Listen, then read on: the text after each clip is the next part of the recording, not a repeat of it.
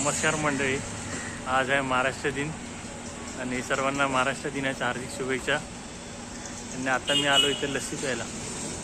लस्सी पिऊ आणि ब्लॉग चालू करूया. काय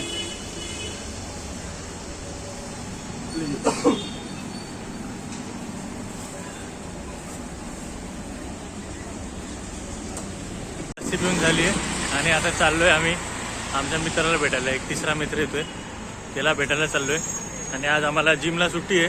भाविक आज महाराष्ट्र डे म्हणून मराठी आज मी मराठीमध्ये ब्लॉग करतोय. आज 1 मे, 1 तारीख आहे, 1 मे.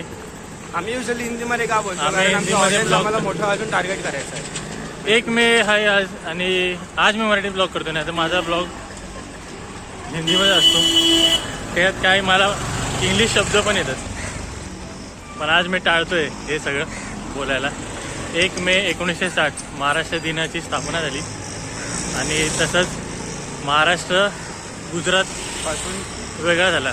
संयुक्त महाराष्ट्राची निर्मिती म्हणजे संयुक्त महाराष्ट्राच्या म्हणजे मेन ज्या हुतात्म्यांनी त्यांचे बलिदान प्राण दिलं. आहुती, बलिदान असं दिलं, तर खूप त्यांना आज त्यांच्यामुळे आज महाराष्ट्रामध्ये खूप आहे.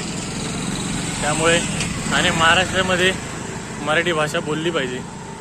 जसं पण कुठल्याही राज्यात आपण जातो तर ती मूळ भाषा तिकडची जी असेल तुम्ही रिस्पेक्ट करा, तिकडच्या लोकल मूळ भाषेला रिस्पेक्ट करा.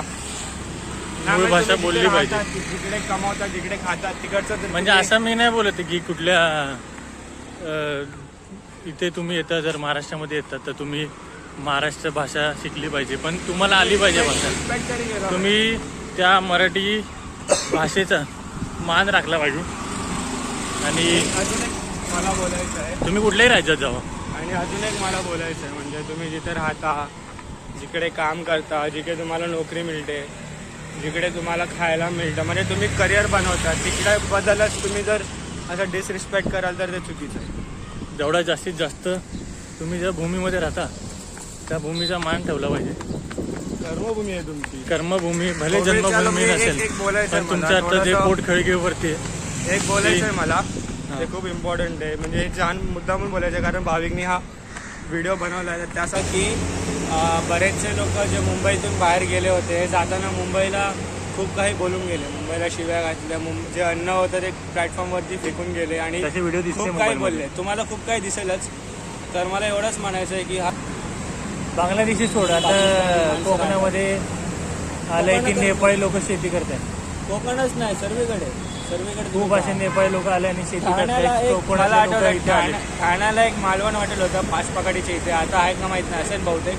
तर आम्ही बरेच वेळा जायचो. आम्ही म्हणजे मी राहतो भांडूपला आणि भांडूपवरून ठाण्याला जायचो.